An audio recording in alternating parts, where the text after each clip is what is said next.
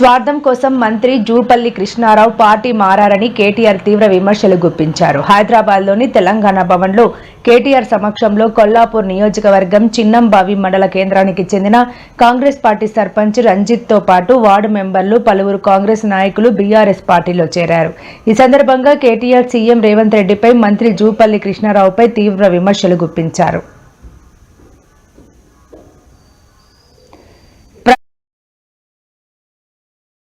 ఇదే జూపల్లి ఆనాడు కేసీఆర్ ప్రభుత్వంలో ఉన్నప్పుడు ఏం మాట్లాడినాడో మీ దగ్గర వీడియోలు అన్నీ ఉన్నాయి, లేకపోతే నేను పంపిస్తా.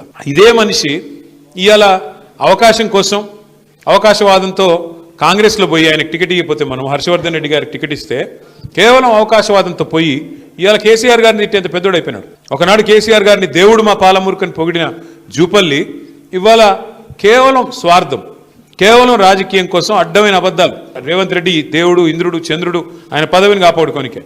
ఎవరికి దేవుడు రేవంత్ రెడ్డి, ఎవరికి ఇంద్రుడు, ఎవరికి చంద్రుడు?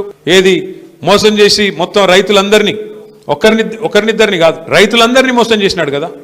ఎన్ని మాటలు చెప్పినాడు. కేసీఆర్ గారు 2 పంటలకు రైతు బంధిస్తే 3వ పంటకి ఇయ్యాలా అన్నాడు. 3వ పంటకి ఇయ్యవా నువ్వు రైతు బంధు అని మాట్లాడినాడు. మళ్ళీ ఇవాళ పరిస్థితి ఏంది?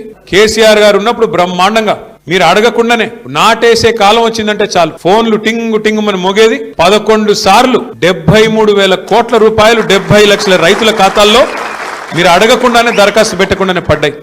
ఈరోజు ఏంది పరిస్థితి? రేవంత్ రెడ్డి ప్రభుత్వం వచ్చినాక, కాంగ్రెస్ ప్రభుత్వం వచ్చినాక ఒకటే ఒక్కసారి రైతు భరోసా ఇచ్చింది. ఒకే ఒక్కసారి. మొదటిసారి మనం కూడబెట్టిందే రైతు బంధు ఎలక్షన్లు అప్పుడు ఆపి, ఎలక్షన్లు అయినాక యాజ్ ఇట్ ఈజ్ అదే 5,000 ఇచ్చినారు.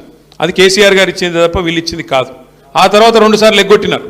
మొన్న ఒకటే ఒక్కసారి రైతు భరోసా అని పేరు పెట్టి, అది కూడా 15,000 ఇస్తామని చెప్పి 12,000కి కటింగ్ పెట్టి ఒక్కసారి మొన్న 6,000 రూపాయలు ఇచ్చినారు. ఒకటే ఒక్కసారి. 2 ఏళ్లలో ఇచ్చింది ఒకే ఒక్కసారి నికార్సుగా.